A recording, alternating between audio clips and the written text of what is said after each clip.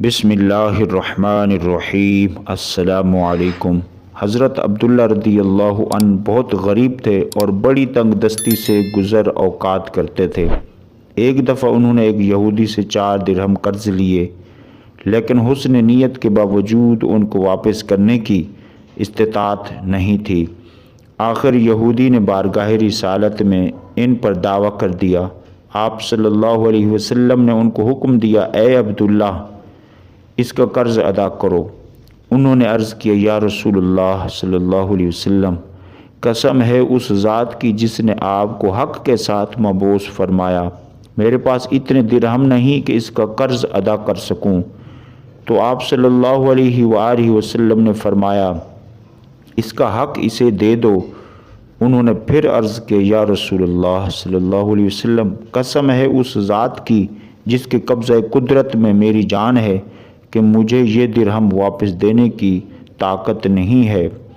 میں اس قرض خواہاں سے کہہ چکا ہوں کہ آپ ہم لوگوں کو عنقریب خیبر بھیجنے والے ہیں۔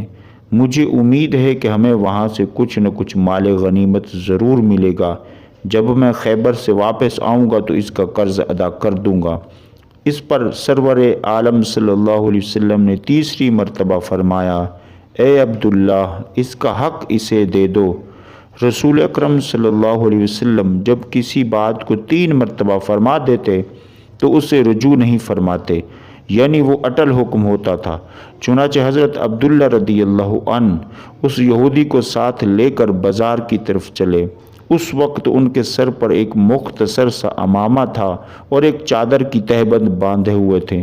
جب وہ بازار پہنچے تو انہوں نے اپنا عمامہ سر سے اتارا اور اس کو تہبند کی جگہ باندھا اور تہبند والی چادر کو علیحدہ کر کے اس یہودی سے کہا کہ تم یہ چادر مجھ سے خرید لو۔ اس نے یہ چادر ان سے 4 درہم میں خرید لی۔ انہوں نے یہی درہم اس کو دے کر قرض سے خلاصی حاصل کر لی۔ اتنے میں ایک بوڑھی خاتون وہاں سے گزری۔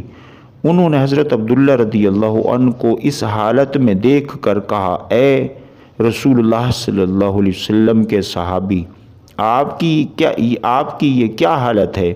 انہوں نے اس خاتون کو ساری سرگزشت سنائی۔ نیک دل خاتون نے کہا، اچھا تو آپ میری یہ چادر لے لیں۔ یہ کہہ کر انہوں نے اپنی چادر اتار کر حضرت عبداللہ رضی اللہ عنہ کے حوالے کر دی۔ سبحان اللہ۔ مزید اسلامک ویڈیوز و واقعات کے لیے ہمارے اس چینل کو سبسکرائب کریں۔ شکریہ۔ السلام علیکم ورحمۃ اللہ وبرکاتہ۔